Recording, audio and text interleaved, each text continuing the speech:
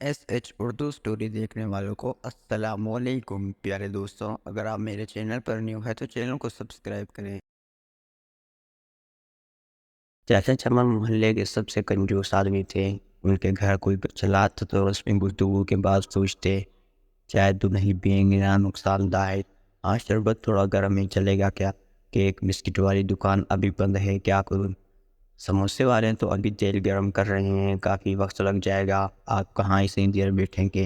مہمان بیچارے یہ سن کر شرمندہ ہو جاتے۔ ایک دن دوپہر کو کسی فقیر نے چاچا چمن کا دروازہ کھٹکھٹایا۔ چاچا چمن نے دروازہ کھولے بغیر پوچھا کون ہے؟ فقیر بولا، بیٹا مہربانی کرو، مجھے 10 روپے دے دو، میرے پاس سالن ہے، روٹی لے کر کھا لوں گا۔ چاچا چمن نے بولا، دفع ہو جاؤ، میرے پاس پتہ نہیں کہاں سے ایسے بیکار لوگ آ جاتے ہیں مانگنے کے لیے، کھانے سے دل نہیں بھرتا۔ چاچا چمن نے بیچارے فقیر کی خوب باتیں سنائی، مگر فقیر مایوس ہو گیا۔ آخر اس کی زبان سے بد دعا نکلی، اللہ تجھے ہمیشہ کھانے سے دور رکھے گا تو بھی کچھ نہ کھا سکے گا۔ اتنا کہہ کر وہ چل پڑا۔ چند روز بعد چاچا چمن کے معدے میں شدید درد اٹھا۔ درد اتنا شدید تھا کہ تڑپ تڑپ کر اسے گھر والے اسپتال لے گئے۔ اسپتال میں چاچا چمن کے مختلف ٹیسٹ ہوئے، آخر معدے کا السر شخص ہوا۔ ڈاکٹر نے ہدایت کی کہ 10-15 دن آپ اسپتال میں رہنا پڑے گا تاکہ مکمل علاج ہو سکے۔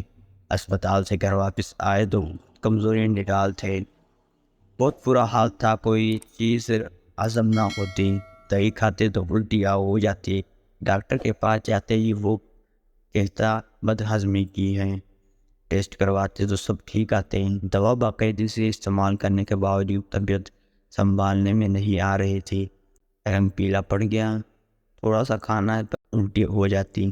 چاچا چمن کو راتوں کی نیند اڑ گئی، اس کی موت کا خوف ہونے لگا۔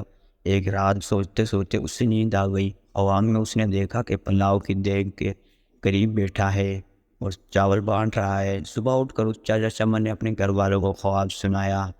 انہوں نے مشورہ دیا کہ غریبوں کو کھانا کھلائے۔ چاچا چمن نے خیر و باورچی کو بلوایا اور اس سے پوچھا کہ بیٹا پلاؤ کی 10 کلو والی دیگ پر کتنا خرچہ آ جائے گا؟ باورچی نے خرچہ بتایا۔ چاچا چمن 10 کلو کی دیگ پر ہونے والے خرچ کا سن کر بڑے پریشان ہوئے، لیکن پھر سوچا کہ شاید خیرات کرنے میں ٹھیک ہو جاؤں۔ انہوں نے اتوار کی ایک دوپہر کو یہ مشکل مرحلہ طے کر لیا۔ محلے کے نوجوانوں کی مدد سے محلے داروں اور غریب میں چاول کی تقسیم کی۔ چاچا چمن ابھی کافی پرسکون ہونے لگے، طبیعت میں قدرے بہتری محسوس کرنے لگے، لیکن جب ان کا خیال فقیر کا آتا تو انہیں وہی درد شروع ہو جاتا۔ یوں ہی کئی دن بیت گئے۔ ایک شام کو کسی فقیر کی آواز آئی، اللہ کے نام پر دے دو بابا۔ چاچا چمن بھاگ کر گئے، وہی فقیر کھڑا تھا جس نے انہیں بد دعا دی تھی۔ چاچا چمن نے اس کا بازو پکڑ کر اس کے اندر لے گیا۔ انہوں نے اپنے بڑے لڑکے کو ہوٹل سے کئی قسم کے کھانے لانے کا کہا۔